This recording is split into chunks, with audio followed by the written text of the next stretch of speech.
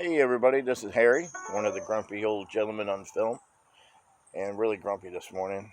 Ooh, squirrel growing across my yard. Anyways, um, this month's pick was by Lady Ian of Wales.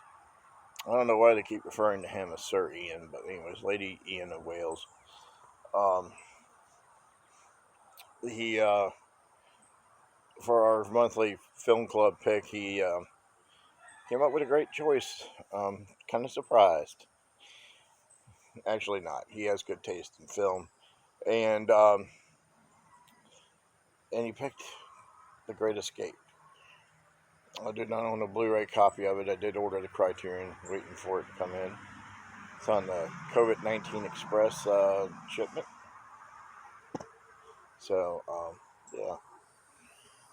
This is my special edition DVD from the early 2000s. 2004, matter of fact. And it looked good. Still looked good, even on DVD. Watched it on the Xbox. And just to let you know, James, this movie was not rated. It didn't have a rating system back in the early 60s. It wasn't until the late 60s, 69 or so, when they had a rating system. But anyways, The Great Escape, Steve McQueen, James Coburn, Richard Attenborough,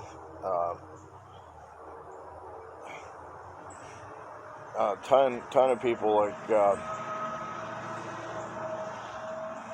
James Gardner, Charles Bronson, James Donald Pleasance, Hans Messemer, David McCallum. Oh, there's just all sorts of good people in this film. And it was directed by John Sturges. And I'll look up real quick.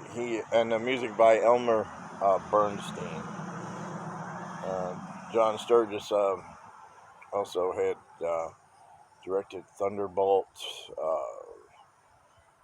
The Magnificent Yankee,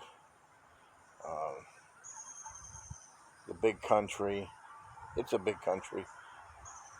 Escape from Fort Bravo, Bad Day at Black Rock with Spencer Tracy, The Magnificent Seven is probably one of his favorite ones. Sergeant's 3, which is a Rat Pack film. Ice Station Zebra, McHugh, John Wayne, Joe Kidd with Clint Eastwood. So, and this film was shot in Bavaria. I don't know if I can hold this up here. In Bavaria, in Germany, and shot in and around there. And the film is about 3 hours long, and like Mr. Higgins had mentioned, it doesn't seem like it. It flies by. Not a lot of action.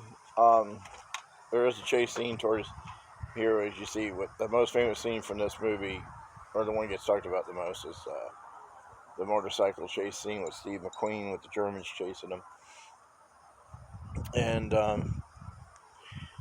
And he did most of all his stunts except for the one where he jumped over the barbed wire. Bud Eakins, I think is his name, did that jump because the insurance company didn't want him doing it. Hold on, while this truck passes.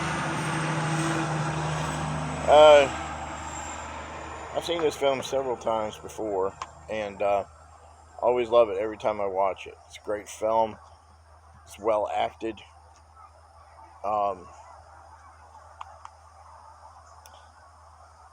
The best scenes for me, my favorite scenes from this film is the ones that Steve McQueen are in. He's called the Cooler King because he always winds up being in a cooler. He has his baseball glove and his baseball, and he's banging it against the wall. Every time he goes into the cooler, it just seems like a normal thing for him to be doing. Always getting in trouble because he's always trying to escape.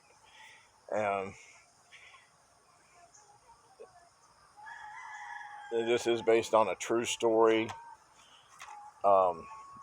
that happened back in, I think, 1943. And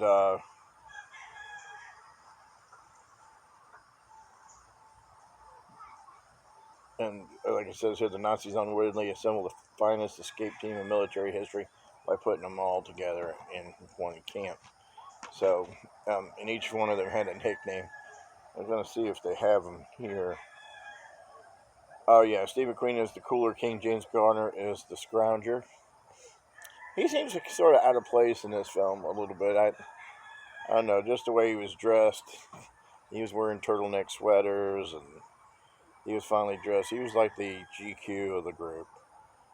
Richard Attenborough played Big X. Charles Bronson, who was played Danny Valensky, was the Tunnel King. He was a Polish refugee. James Donald played the SBO. Donald Pleasance was the forger.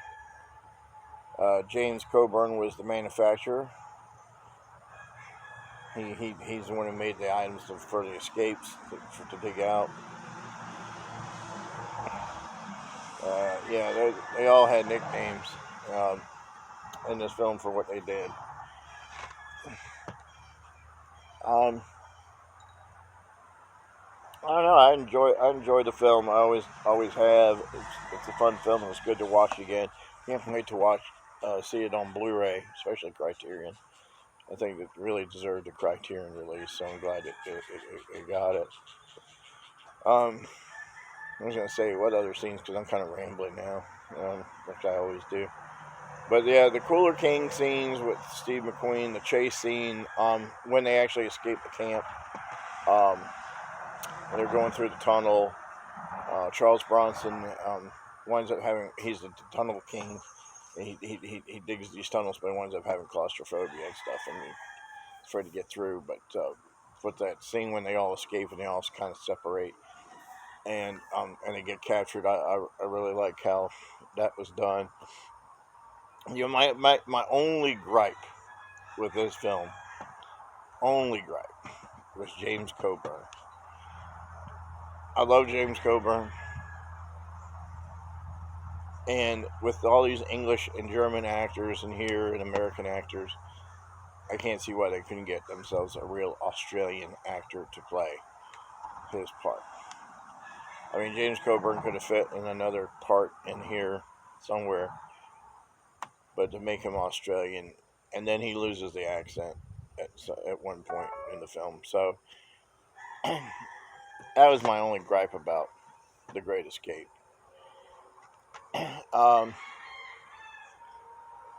It was beautifully shot, and I imagine when I get it on Blu-ray, because I've seen this on DVD, the scenery, the Bavarian scenery background was great. It was shot by Daniel Fapp. Looking up now to see rest of the films he did that I know. Union Station, I know.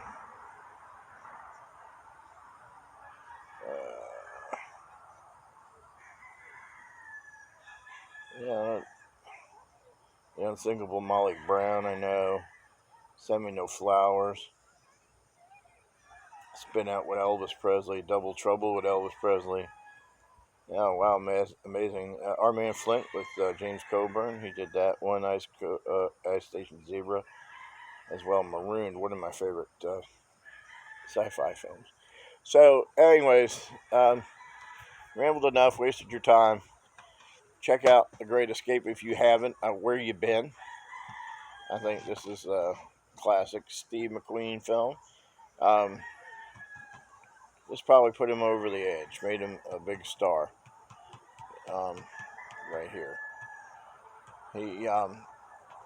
Steve McQueen did a TV show before this. He played in The Blob, and then played in a couple of other films like the St. Louis Bank Robbery, and what was it? I said the Blob. But anyways, this is the one that put him over the edge. Then he wound up doing like Bullet and the Sand Pebbles,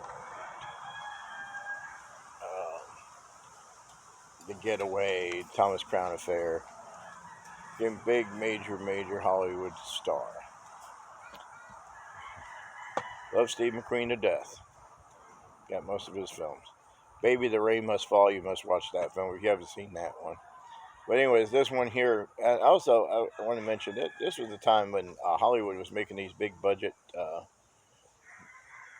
long ass films, 3-4 hour long movies like Cleopatra, Spartacus, stuff like that. How the West Was Won. It's big, spectacular movies that were long and had intermissions. This did not have an intermission. You know, it was nearly 3 hours long. And like I said, it goes pretty quickly. There's no dead area in this film. It's well acted, well played. You know, this here on this set here is The Great Escape, the Untold Story documentary, The Real Virgil Hilts. That was the Steve McQueen. A Man Called Jones documentary. And then it has 5 featurettes and a theatrical trailer, the photo gallery. So, anyways, The Great Escape. Thank you, Sir Ian. It's been wonderful. Nice rambling with you. It's too early in the morning here for me. No roosters crowing, thank goodness. Talk to you later. Bye.